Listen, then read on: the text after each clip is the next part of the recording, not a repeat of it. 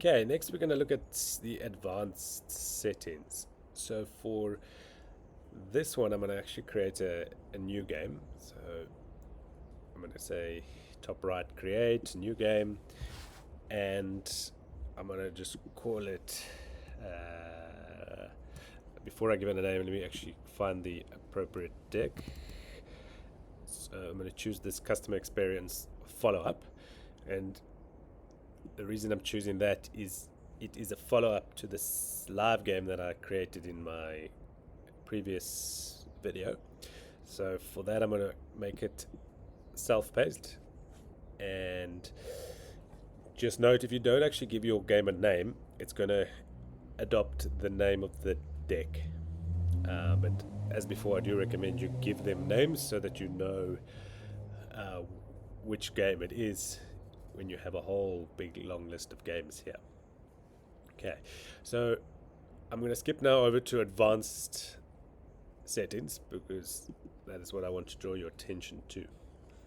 First section here is scheduling, and it's for this reason that I made this a self-paced game, and I want to show you how that works.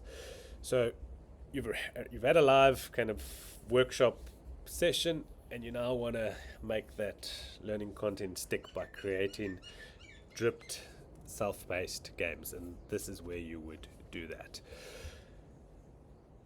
So here you can say when the scheduled start time is. So click on here and it'll open a calendar. So I'm going to say I want this to fire tomorrow at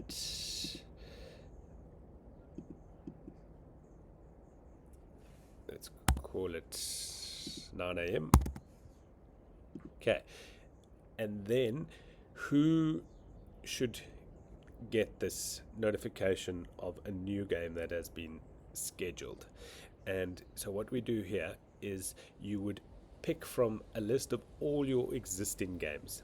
So I already have the live customer experience game that I've created, and let's assume that's done. So I'm going to pick that. You can select multiple games. If you do have multiple, you can stack them. Okay, let me just re-explain this because it is important. So what the system is going to do when you schedule a game like this is at this time that you've selected to launch, it's going to go and look at all the attendees of your invite and notify attendees from. So all the ones that you've linked here.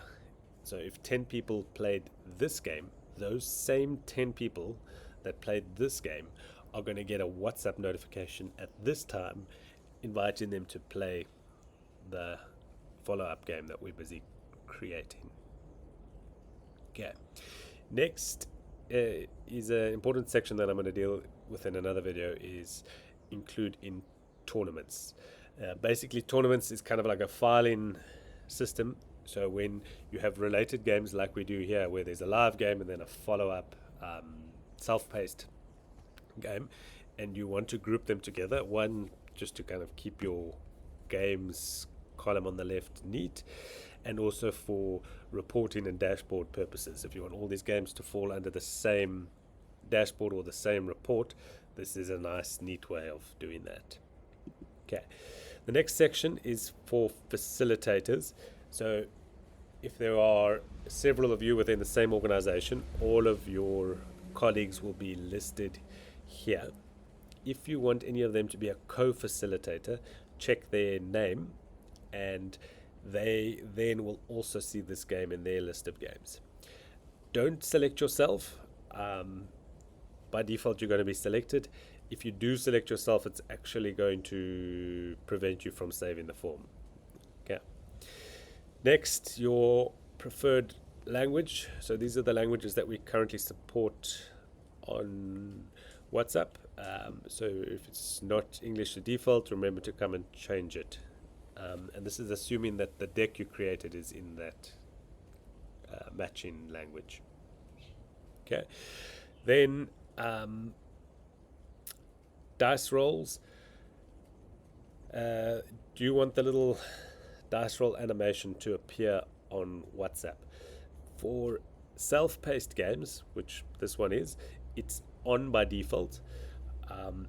So when they click roll dice, they'll see the little animation, what the dice rolls on, and then they can answer the question. For live games, this is off by default. The logic is that for a live game, normally there's a big shared screen.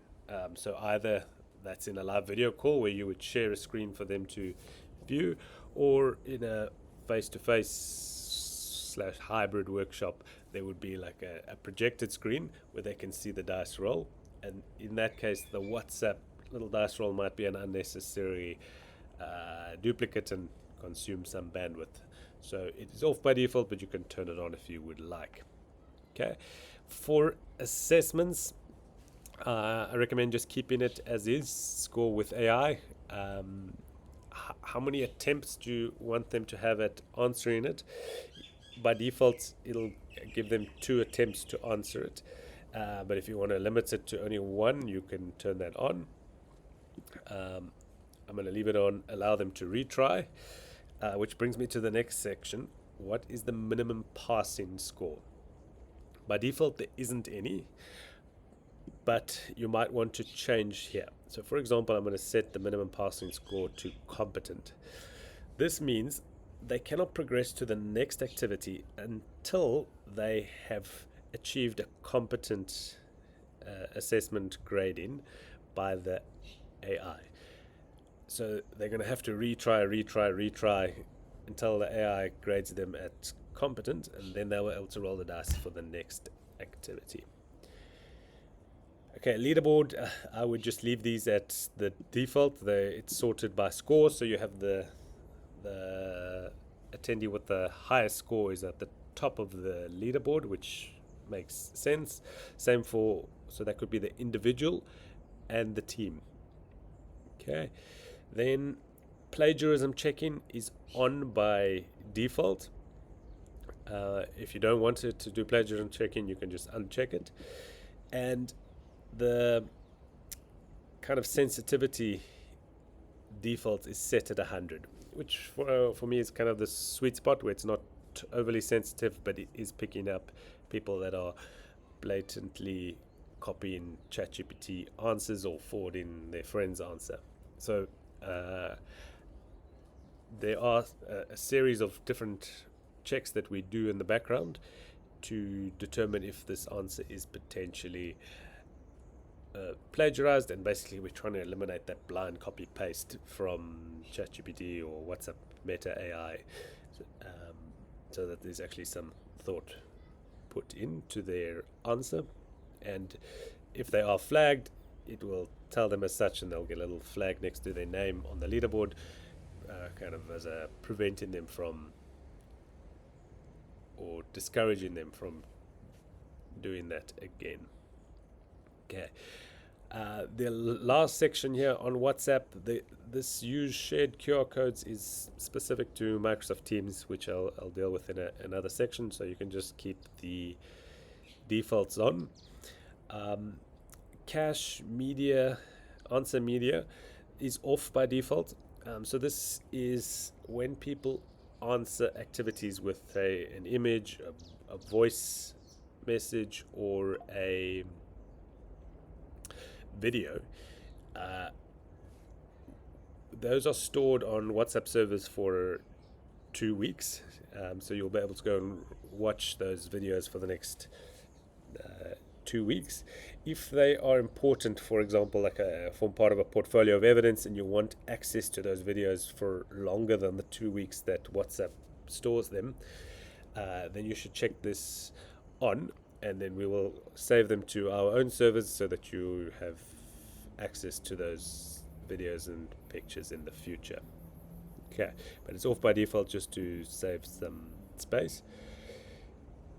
That's it for advanced settings.